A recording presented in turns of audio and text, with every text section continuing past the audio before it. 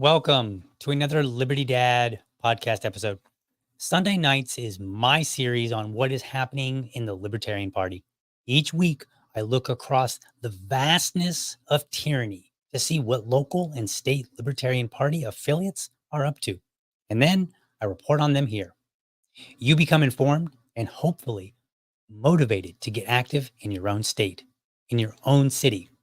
I'm joined by my co-host, Susan Hogarth, who will be a bit late tonight, an anarchist and someone of a different perspective to promote the good work that is happening within the party. So let's get into it.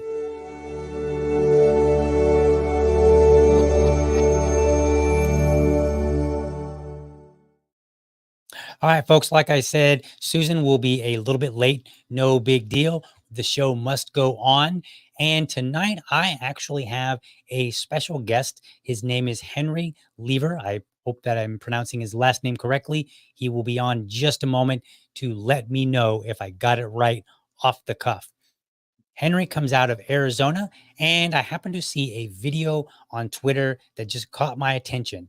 And I reached out and I said, hey, can I get this guy on? And we made it happen. So let's bring on Henry. There you go, sir. How are you? How did I do on the last name? I'm doing very well, and you actually got it perfect. Very few people ever do. Awesome. I try to remember that, I try to use some of my grammar rules, the very, very few that I actually follow. And I was like, all right, so it wouldn't be lever because there would be two V's expected at least. So I went with lever. So turns out, hooray for me. All right. So Henry, there was a video that was floating around from the Arizona Libertarian Party, and you had went to your city council and you spoke. So what I want to do for the audience is I'm not going to play the whole clip because I've got Henry here so we can talk about it, but I want the audience to see just kind of what happened, and then we're going to talk about it. So let me bring that up on the screen here. And I guess I didn't have that quite so ready. Gonna have to work on that. Maybe fire my my producer here. All right. No, that's not what we want. We want where are you? Oh, how about that? There we go. All right. So here's the video. So I'm going to play about a minute of this clip, folks. And then we're going to actually talk to Henry and see what's going on over there in Apache County, Arizona. All right. Good evening, everyone. My name is Henry Lever. I'm the vice chair of the Apache County Libertarian Party. And I'm here to speak about the issue Mr. Hightower just brought up, that was brought up by Sarah Hightower in a widely shared Facebook post. And put simply, the notion that anyone, especially a senior citizen, would be expected to vacate their home over what appears to be a licensing issue is outrageous. People deserve the dignity that comes from privacy, and not everyone can live alone. So for many, a trailer is the best solution. And senior citizens who don't want to live with family but need the support that family provides deserve to have their decision respected. They know what's best for them, and they have the natural right to use their property how they please. All right. So I think that'll be good enough just to kind of get us started, Henry. So give us the background. What is going on here?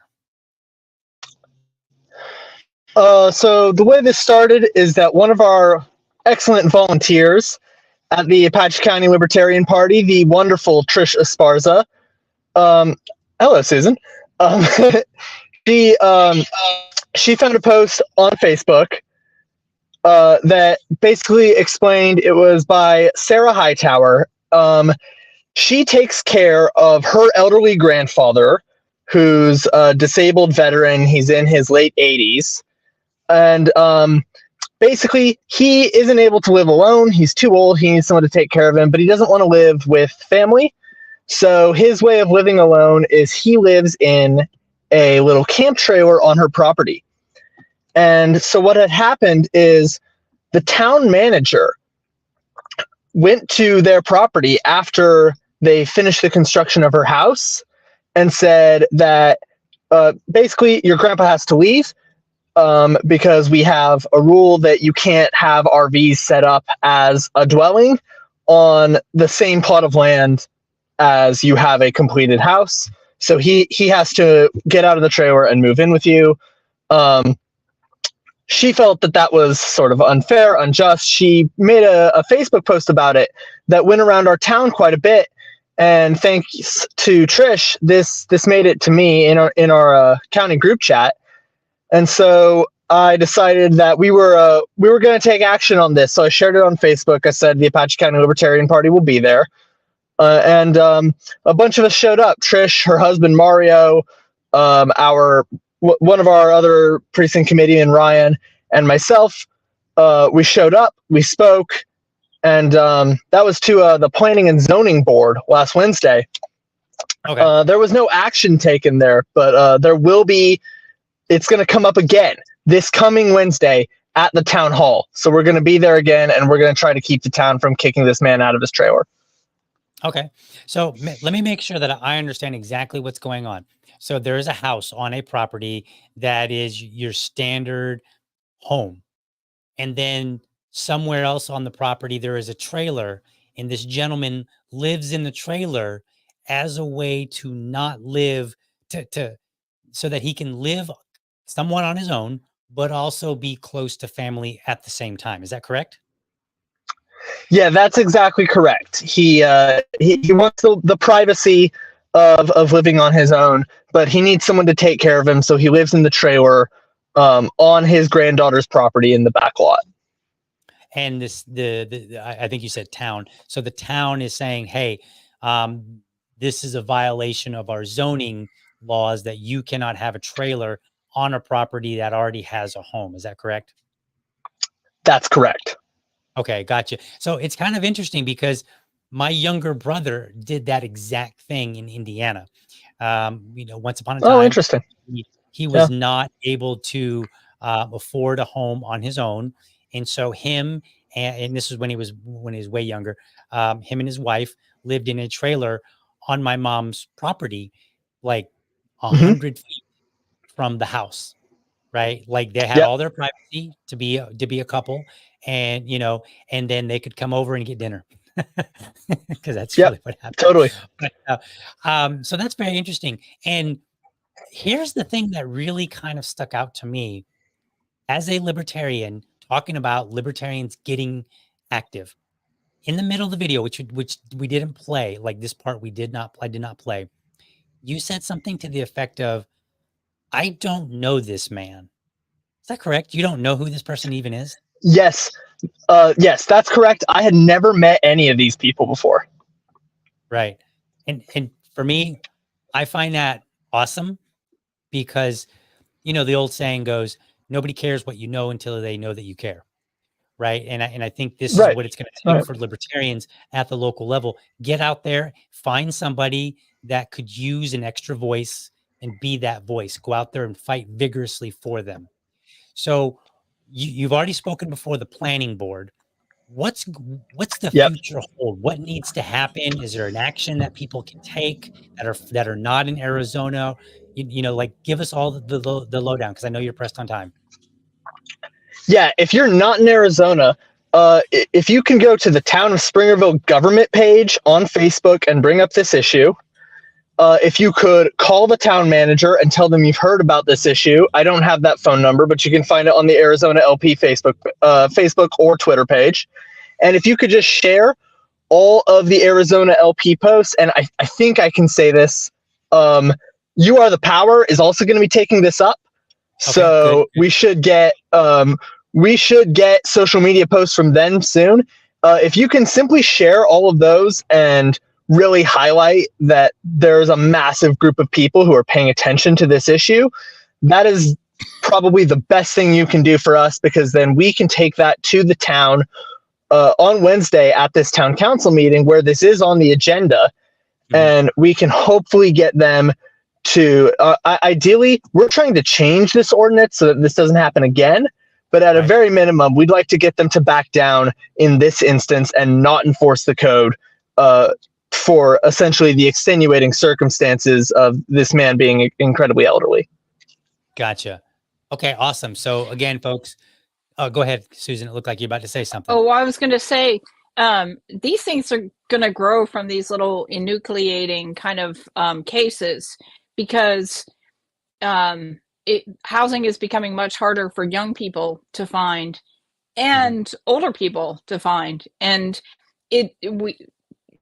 this pressure is being felt all over the country, and so they have to know that, and like you said, hopefully that can be extended to more than just this one case. Right. But Y- and yeah, things so like this, yeah, if I may jump in there, that's a huge part of the please. reason that we're being very aggressive with this, is because this is seemingly for drama reasons, essentially. This seems to be a somewhat targeted act by the town, but we're very concerned that if they get away with it here, this is going to become a widespread policy. Apache County, Arizona, is one of the poorest counties in the nation, and an incredible portion of this community is living in trailers on lots that are developed with other buildings. And so we're very concerned that if this code is enforced to the fullest extent, a massive portion of particularly the very old and very young are going to be looking for a new home. It's a Right. land grab, it's classic land grab. Give me just a second. All right. So that is the number. I just found it on the Arizona Libertarian Party page, 928-333-2656, extension 226. And so this is the contact is Tim Rasmussen. Is it Musen or Mussen? And so that is his office Rasmussen. number. Rasmussen. Okay. And and they are, again, remember, libertarians, this is not a libertarian that you're addressing. So the Libertarian Party of Arizona has expressly asked that you politely discuss your thoughts on his attempts to evict a senior citizen over this issue, right? So so go ahead, and this is apparently a permitting issue. So it's basically asking permission to do something with your own property that should not have to be asked for. So again, go ahead and call 928-333-2656, extension 226. And the name is Tim Rasmussen. And, again, be respectful, because this is an area where the Libertarian Party can really shine. This is an area where we can start standing up for people. And first and foremost, it's the right thing to do. Second of all, this gives us an opportunity for outreach in the future. Like right now is not necessarily time for outreach, but you'll be able to recall upon these things later. When people say, well, what have you been doing in this community? You can say, well, we helped people try to keep their living situations intact without, government overbearing and using all these kind of crazy rules and stuff. So, okay, I know you've got a long drive ahead of you, Henry. So anything else that we need to know about this particular topic? That should be about all. Just know that if the meeting on Wednesday doesn't go our way, we're definitely going to be sticking with this one. So follow us on all the socials. You might be hearing more. Okay, awesome. And you said you are the power. Is Spike going to be able to make it out there, or are they just basically? No one's coming. This is going to be a social media campaign. But Gotcha. Okay. Perfect. Yeah. Oh, okay. I know that sometimes. Thanks so much. Awesome, sir. Well, I appreciate you coming on, and I think you said you have like a 4-hour drive ahead of you. So I really thank you for pulling over, taking some time to talk about this issue, and please be safe on your drive to wherever it is that you're heading. Absolutely. Appreciate the invitation. Yes, sir. Have a good one, and we'll follow up and see what happens with this case. Fantastic. Thank you so much. Bye-bye. Bye. Have a good one. All right, Susan. So that was fun. That was exciting. Like, I like. Yeah, sorry, I hearing- missed the beginning. Oh, that's okay. And I can, maybe I can play the clip again real quick that we have. So basically, I think you heard the majority of it. There's an old man. He lives on a property in a trailer with his granddaughter who owns a house. And what she's, what he's basically trying to do is live alone, but at the same time have somebody in proximity so that he can be taken care of properly. Because the reality is, and I think this is something that we have to come to terms to and do a better job here in this country, is that my understanding is that when people get old, they do not, they want to retain their autonomy. And this is one of the reasons, like, us young folk, we like to joke about, the old person that refuses to stop driving. And I think the reason for it is because they've been able to take care of themselves for so long that it's very hard to let go of that. And so I think in cases like this, where there is a relatively easy answer for somebody to be able to maintain their autonomy, our society should be primed and ready to make it happen. And it's sad that we have to make these fights, but I'm glad that there's people out there within the Libertarian Party who are ready to do so. It's insane that it's a question of permission. It's Right, like the whole Ayn Rand thing. Like, the question isn't who's going to let me. The question is who's going to stop me. right, But it's insane that we have the other kind of, you know, before you do anything, you need to ask for permission or see if you need to ask for permission. right. Yeah. And on a side note, and this is kind of funny, a while back, like maybe 4 days ago, seems like a while back, when we're talking about social media, so it's a long time ago. I posted a meme on our local affiliate. Now, our local affiliate, okay, so we try to keep things more local, but I posted a meme. I don't even know which Disney character it was. I just saw it from someone else. I stole it, I appropriated it, whatever term you want to use. And it was a picture of like a Disney princess or something like that. And it said, if you have to ask permission, you're not free. That has probably been the meme that our affiliate has posted that has gotten the most attention. I am still getting messages from what is that, Meta Business app or whatever. So there's the Facebook Oh, app yeah. and then there's the Meta Business app, and we use the Meta Business app in order to like schedule posts and do some things that you can't really do on Facebook. And so because I have it installed, I get a message every time somebody comments. And um, there are like, it's been liked by like over 2,000 times, almost 1,000 reshares, like several hundred comments. This is unprecedented for our affiliate. Okay. We do not get that much attention. And the funny part is, most of those comments in my opinion, have misinterpreted the meaning of it, because people are coming in there and they're like, oh, so if I want to have a barbecue on your property, I'm not free if I can't do it and if I have to ask permission. And I'm like, so there's a difference between permission and consent.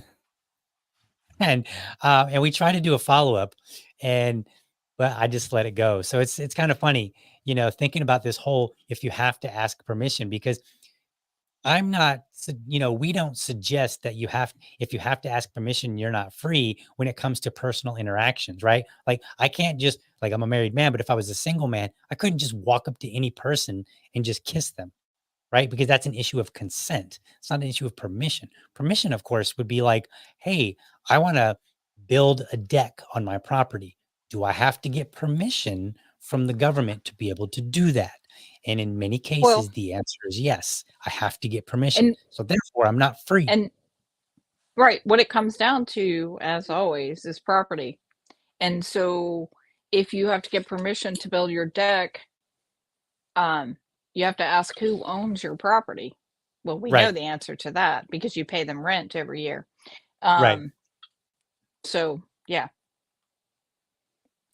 All right. So I got a couple more items. I didn't pick out a whole bunch because I didn't know how long the conversation with Henry was going to go. So I tried to keep it safe a little bit. So I have 3 items. Susan, do you have anything that you specifically want to point out? Or are we good with the 3 items that we already have? Yeah, we'd better just go with yours. I'm afraid I don't have anything to contribute right now. That's okay. I will point this out before we get going. I'm going to point this out, folks. Here's what I do. I go out to lp.org, and then I click on affiliates, and then it gives me a map of the United States. And then I start clicking and I open affiliate pages, in the, state affiliate pages, into the next, into a new tab. And then I go to their events page and I look to see what kind of events that they have. That is the fastest way for me to identify things, because unfortunately, no matter how much I want to be on social media, it's just hard for me to see things. So I don't always, so this is the best way for me to find out what's going on, especially if it's not any, if I don't have really good friends that I keep in constant contact with in those particular states. And I'm gonna tell you, I see a lot of states that got some empty calendars. I don't think that's empty. I just think that we're not updating things. So just want to kind of a little bit of Yeah, a poke here that is to an some of you issue. state affiliates. Get out there and get that stuff put on the page. Get out with your affiliates and say, hey, let us know what's going on so that we can put it on our calendar and then we can promote it. And that's one of the best, because a lot of people are going to be like me. If they're looking for what the Libertarian Party is doing, they're probably going to go to the most likely source, which is maybe a state affiliate page, and they're going to look it up. And if there aren't things on there, then they're going to think that you're not active, which may not be the case. I'm pretty sure that in every state, there are things going on, this week, next week, and so on and so forth. So we need to do a better job of documenting. I know the admin stuff kind of is boring. Trust me, I get it. I get it. I'm lucky to pay the light bill. Okay. So, but all right, let's move on. Let's talk about this range day over here in Nevada. So let's put this up Ooh, on that the sounds screen fun. here. Let's see. Where are we? That's not it. Goodness gracious. How about, nope. Let's try this way. There we go. All right. Figure out how to use my own stuff here. So LP, and I'm going to mispronounce this, Washoe. I think it's LP Washoe County. They are having a range day. And this is, of course, on the Libertarian Party of Nevada's site. So range day, and that's coming up. And let's look at the details. Goodness, that's far away. I'm going to try to read the details. This is coming up on October 21st between 10 a.m. and 12 p.m. This will be at the Nevada Firearms Academy and Range. And let's see, they're saying self-defense is a foundational human right. Totally agree.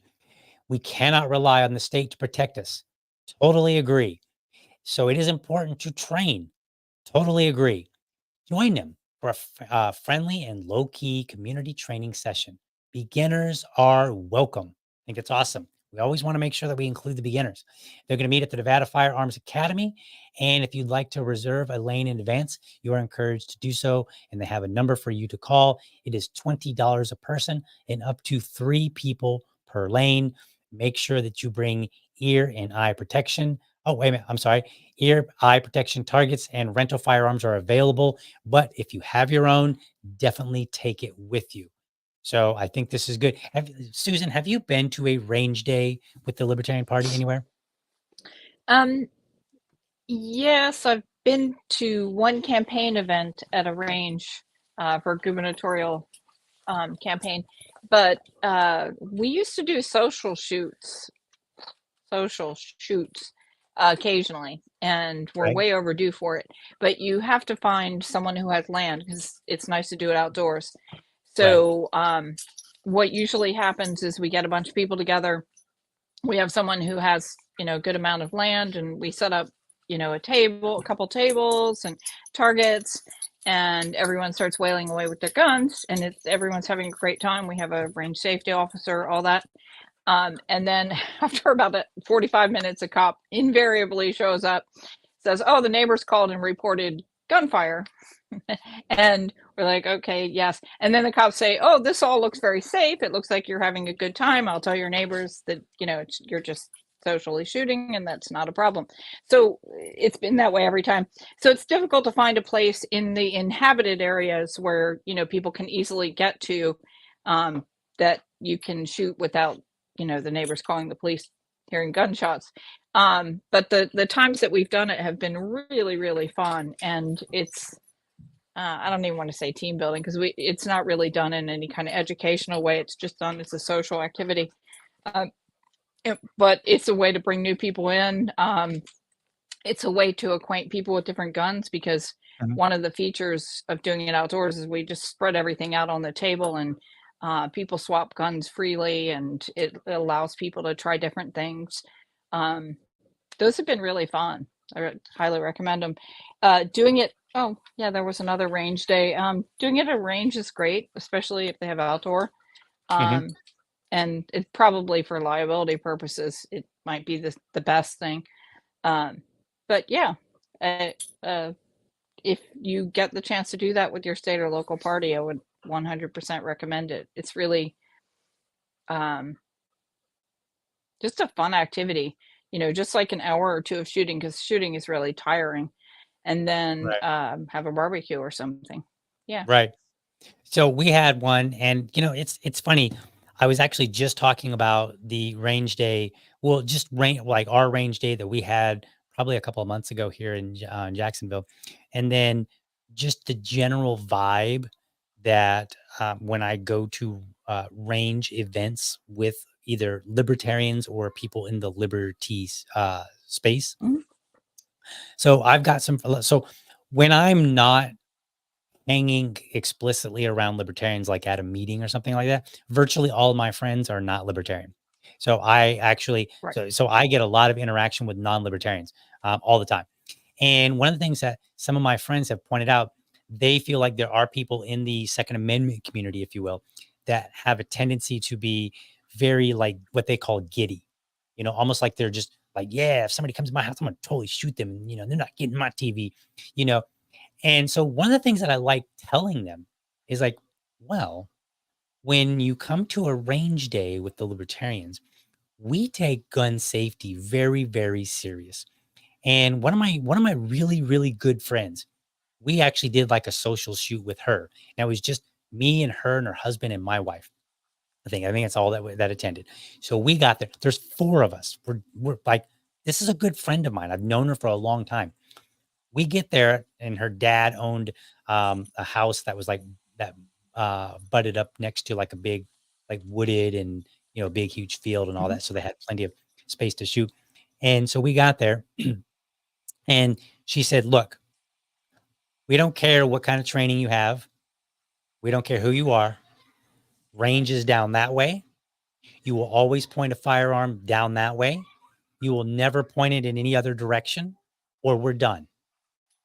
And that's been the behavior and the attitude every time that I've went to any kind of liberty, Mhm. oriented where the people that I know that are in the liberty space and want more freedom, right? Those people always have that attitude. When we went to the range day here it wasn't really in Jacksonville. We went to an adjacent city. We went to St. Augustine, but one of the guys that was kind of leading it, the very first thing that he did, it was like, all right, if there's an accident, you're doing this, you're doing this, you're doing this, right? And he basically laid out all the roles if there was any kind Nice. of an accident, and this is what's going to happen. And then it was like, all right, we're starting up here. We're going to be shooting from a further distance, and then we'll all, shoot from the closer distance. And, here are the rules that we're abiding by so that everybody knows and that everybody can stay safe and go home in one piece.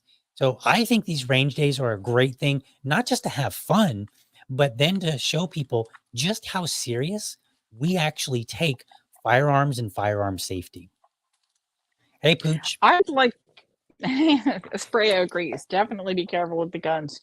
Um, I would like to do one that's oriented toward women, because I also know a lot of non-libertarians, and when I talk about guns, many of them are like, ugh. Right. And a- and I've seen people, generally men, try to introduce women to guns, and they'll do something like, put a 45 revolver in their hand, and Right. the person will shoot once and be horrified. I wouldn't even shoot, they'd be Right. horrified that there's a cannon going off in my hand. That's not fun at all. Um, so I would just like to take, especially young women for Mhm. that I know, who are just reflexively afraid of guns, because I was there too once, out, and let them have fun, just punch holes Right. in pieces of paper, and Right. with a nice target 22, a tame gun that's going to do shoot exactly where you point it. It's not going to fight back, or you know and let them experience the the fun of it, the because women generally have a really good eye for shooting. I mean, Mhm. a lot of people talk about that, how they are oftentimes better target shooters than men. as long as they're not like put up in a situation where it's intimidating, and we don't have to make it about, like you said, flashing the guns around, or, I'm gonna take this Right. out, or, having a as a target, a silhouette of a politician or something like that. Those things are Right. off-putting. But if we let people get comfortable with guns to where they think, I'm not scared of this, and it's actually kind of Right. fun. I think that would be a huge contribution, because then Right. when people hear about other people carrying guns, they won't necessarily think, there's someone who's just out, to create mayhem. So Right. yeah. And keep this in mind, folks. Like, some people may not know that many members of the 2A community. So their only reference point for how the 2A members, the 2A community treats guns may be what they hear and see through media. So the best way to Right. counteract that is to get them involved and show them that actually there are quite a few people. Like, there's always somebody that's a fool. But from my So experience meeting so many people, most of them take it very seriously. and that actually works against us a little bit, because something I didn't realize until I got into guns is how many people are just routinely carrying guns and Mhm. doing it safely and not talking about it and not making it a big deal.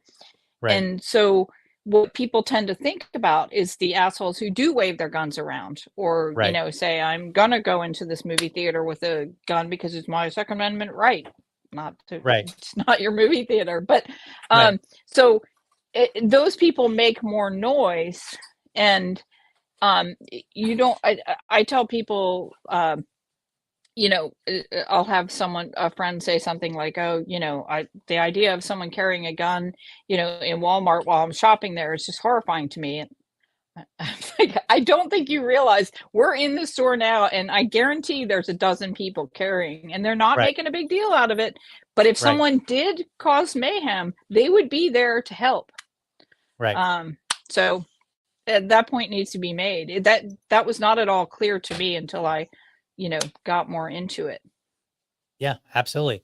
So, folks, Range Day, it's a great opportunity for outreach, and it's simply fun. All right, let's move on to the next item that we've got here. So the next item also is out of from the Libertarian Party of Nevada. So let's bring that up on the screen. All right. So we have Robbie the Fire Bernstein is doing a summer porch tour. And so this one is the summer porch tour out in Nevada. And let's see, where is this event here? Let me look and see which city this is in. I'm not seeing it here. Oh, there we go. There we go. Okay, so this is in Las Vegas, Nevada. I used to live there, so awesome. This is at a private venue, 1201 Madison Avenue. So let's see what the details are. October 27th, 5:30 to 10:30 p.m. So we'll scroll up here. Let's see. It says Liberty Lovers, come and hang out for the Las Vegas Summer Porch Tour.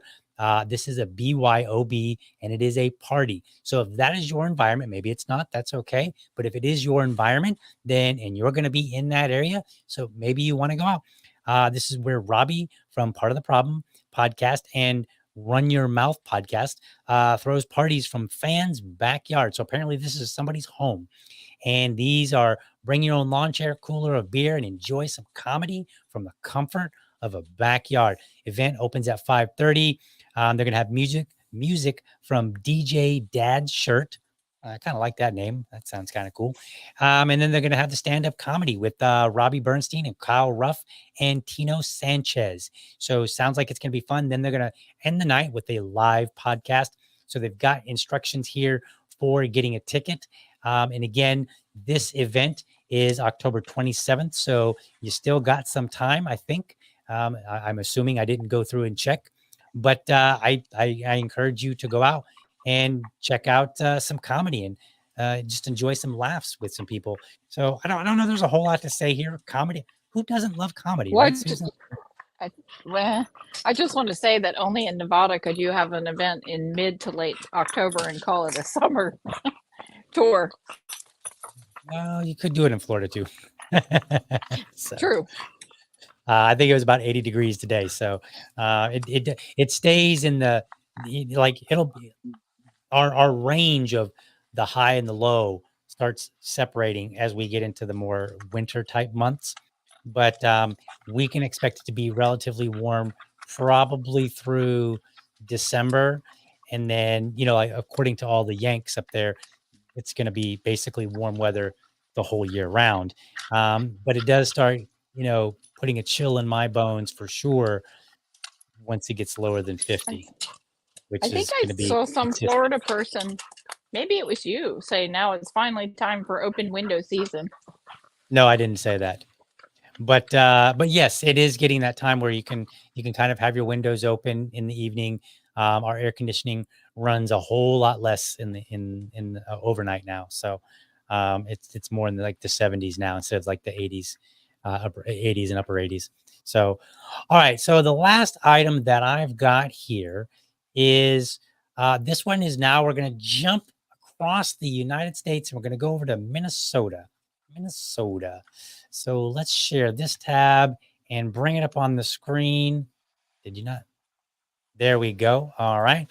And so this one is CD5. I don't know what the CD. Susan, do you know what CD stands for? I'm 100% sure it would be congressional district. That's Okay, a common, yeah. Okay. I'm guessing. We don't make that kind of a reference here in Florida. So, I mean, I'm sure we have the same thing, but we don't really, I don't really see events that are listed as CD5, CD, whatever. So they're going to do a lot of adopt. Oh, go ahead. parties, a lot of state parties separate they do regions by congressional district. I think Virginia Oh, does. gotcha. Yeah. So yeah, that's probably what Awesome. that is. Well, in Minnesota, they're going to be having their Adopt a Street Cleanup Day, part two. Plus, they're going to have burgers and beer. So, like, hey, you work up an appetite, have a beer afterward. So, this is their second annual and final cleanup of 2023. They're going to meet at the Urban League on the 4th. So, this is November 4th at 9 a.m. And then afterwards, it's on to the Northeastern Yacht Club for crappy beers and greasy food. So if you're going to be in the Minnesota area, and this is specific, well, I don't really have a city. So they just say CD5. Let me see. Oh, there it goes. Minneapolis. So it's going to be in Minneapolis, Minnesota. And it's going to be at the Urban League Twin Cities, 2100 Plymouth Avenue North. So here's the information down here. So if you're going to be in the area, I encourage you to go check out the website. It doesn't look like you have to register, so maybe you can just show up. But I assume that if you just show up, that you will that they'll accept you. They'll take you. They'll be like, hey, let's do it. Let's have fun. We'll talk about liberty. We'll clean up, and then we'll have some burgers and beer. I think that's a great event. Not to sound too crazy, like, oh, that's a great event. Oh, and this is a great event, and this is. But I think these events really are actually great because they get out in the community and they do things that other people can appreciate. And my big thing is I keep telling libertarians, I'm like, look, if we want to spread the message that we don't need government to do every single little thing for us and don't need to manage it, then we need to show people exactly how it might be managed without government. And a great way to do it is to go and clean up a park or clean up a street or what have you. Go do some type of social activity. It's super easy. You just basically walk around with a big bag and you have some gloves and you pick up trash and then you clean up a little bit if you need, and then you go and have some food afterwards. So it's a great social event and it's easy to put on. You don't have to do a lot. So we used to do those here in Jacksonville. And then we kind of got busy when we ran 3 candidates. There was only so much time in the week, in the day, in the month. And so we dedicated it to running, and managing, working with our candidates. And so now that the candidates, are no longer running, we will probably get back into some of those kind of things, along with trying to keep our political, the name recognition that we got through running. We're trying to keep that in order. So speaking of Jacksonville, let me pull that up really quick. We got an event this Saturday. I don't even know why I didn't have it ready. Like, I'm the chair of the party here in Jacksonville, and I didn't even have this ready on my own show.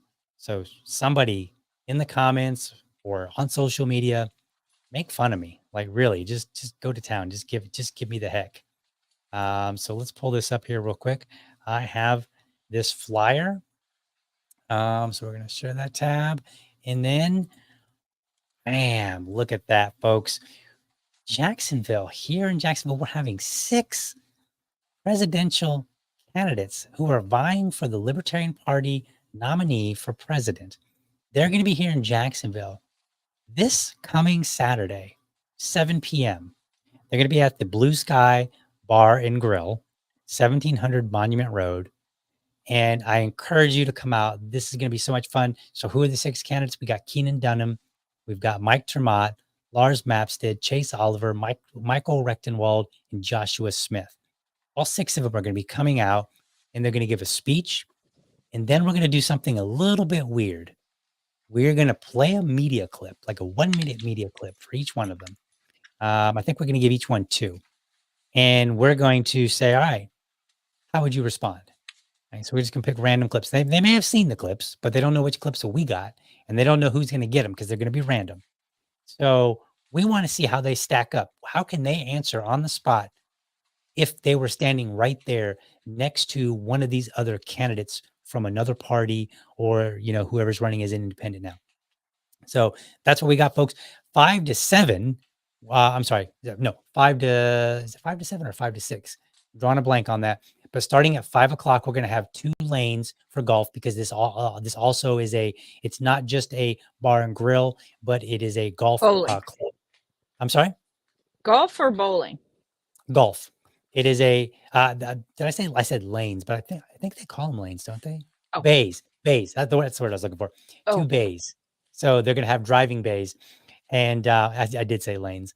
So we're going to have 2 bays and reserved, and you can come down and hit some golf balls. And then after that, we are going to go into our event from 7 to 9.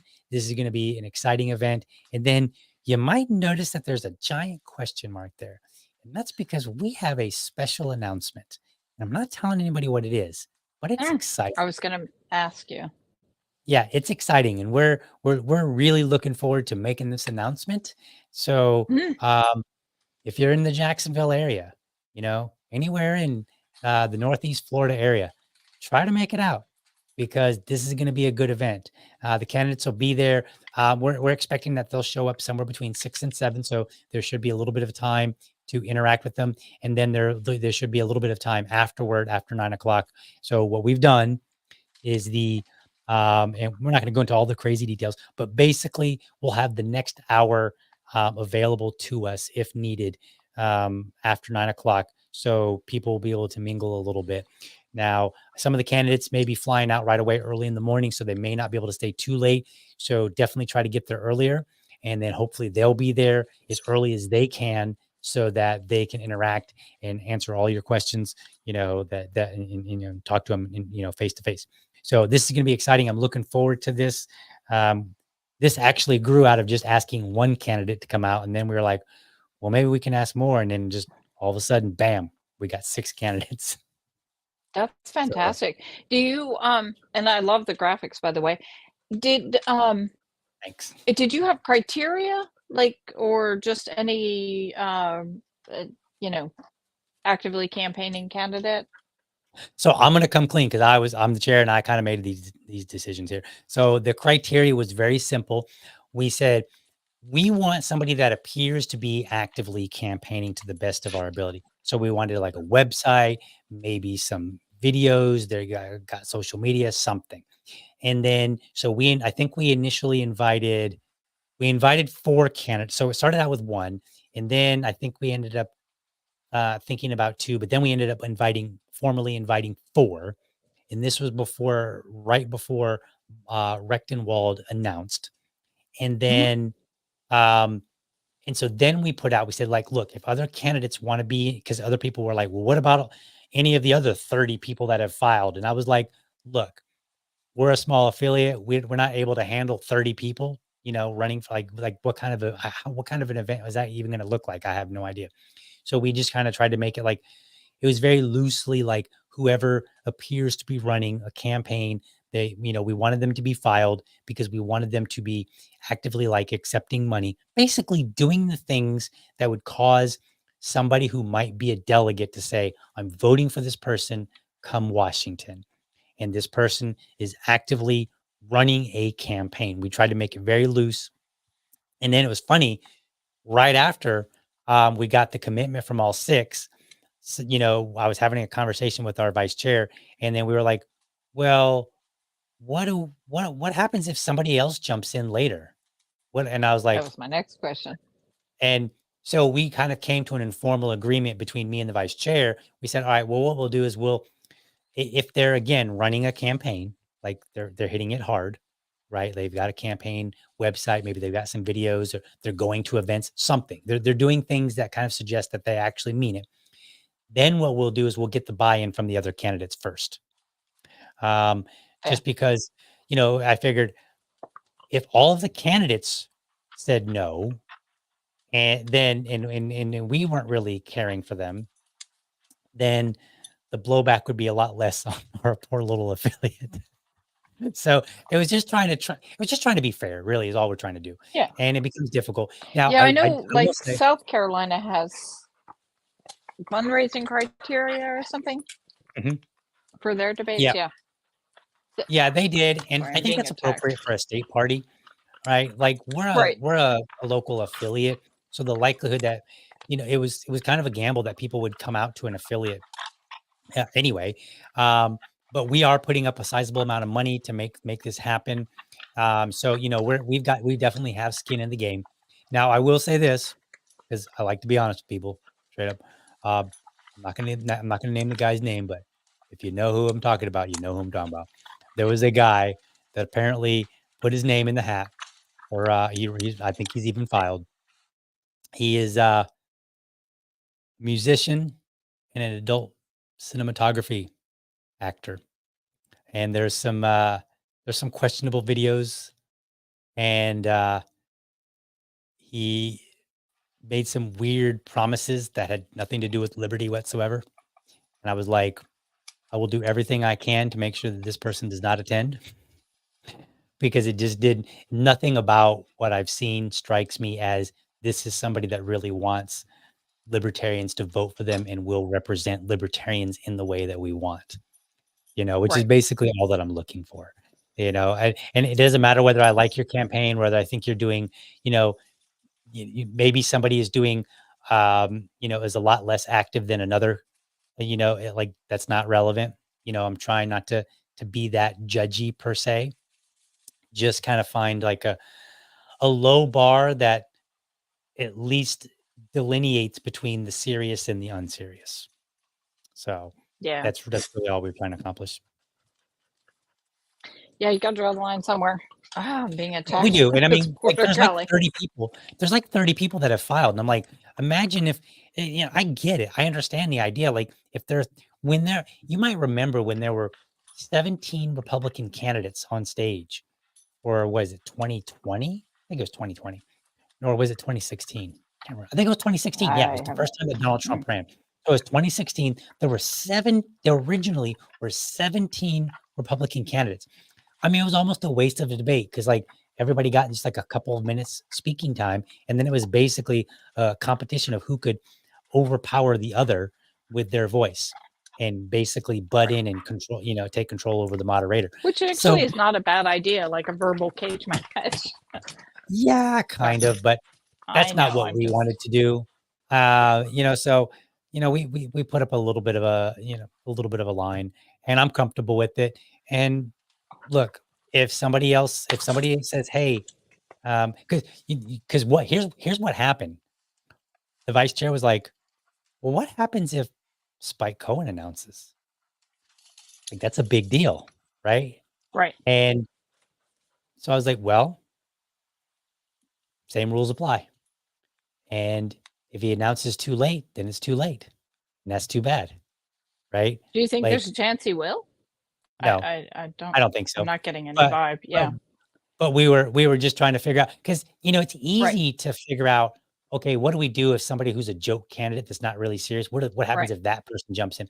But what if somebody's serious, like Spike Cohen jumps in? Justin Amash.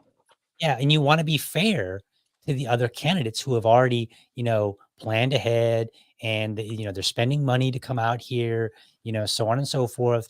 And maybe they've been talking about it to their supporters, whatever. We've been promoting them, so it's an interesting position to be in. I will say that. And so we did our best to try to be fair. Luckily, we've had no last minute candidates that are like, no, I got to be in there, so we're in good shape.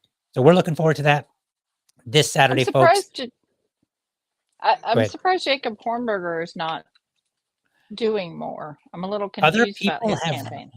other people have reached out and been like, hey, checking out his campaign, and then like the campaign comes back or maybe doesn't even get back with them. So Right. I don't know. Like I'm it almost feels like it's a paper campaign. I'm Right. not really sure, but I've not really heard Yeah. anything from his campaign, and nobody else that has reached out has either. So I don't know. Yeah. That's Yeah. it. That's the vibe I'm getting as well. So, Yeah. all right. Any Well, final good luck words, to you. Susan? I can't wait to Thank see you. it. No, Yeah, I can't we're wait gonna be to live see you streaming it, folks. guys'. That'll be fun. All right. So, any final words, Susan, before we close out? Nope. See you next All week. right. All right. Well, we will see you next week. And let me get over to just me here and we'll do the closing. All right, folks. Thank you so much for watching. I hope you enjoyed the episode. Remember, if you are catching up late, go back to the very beginning. Arizona Libertarian Party, they need you. There was a number that was put out. You can find it in the episode at the very beginning. It's very short. Henry from the Apache County Libertarian Party in Arizona. They're fighting for a man who may or may not be a libertarian. He's just an old man that's living in a trailer, and he is trying to live in this trailer on his granddaughter's property. And the city is like, hey, wait a minute, that's a violation of our rules. And so they're trying to do something about it and get him kicked off. He basically wants to have his autonomy, and he wants to be able to be close to his granddaughter. So in case he has any needs, she is available. So it's a perfect balance of both things, needing assistance and having your autonomy. We know how much we love autonomy. We know how much we love private property, and that's what this is. And they're hoping that if they fight for this and win, that it'll go forward to other potential issues that may come up in the future. So be sure to check out that at the very beginning. Otherwise, check out some of the other things that we've got going on. Be sure to check me out every morning, Monday through Friday, 7 a.m. Eastern time for an informed discussion on politics and culture. And then again, just like tonight, every Sunday, 7 p.m. with my co-host, Susan Hogarth, we're going to discuss the LP happenings. Be sure to do all the proper audience actions. Subscribe to my YouTube channel, youtube.libertydad.com. Ring the bell, like the videos, drop a comment in the comment section. If you're on social media, you can follow me, Liberty Dad, on Facebook, Liberty Dad Pod, on Twitter, where I am at almost all the time. X, I'm sorry, it's not Twitter anymore. Finally, remember, if you are a champion of liberty, your business is people and your product is liberty. I want you to have a great week. Catch you next time. We're out.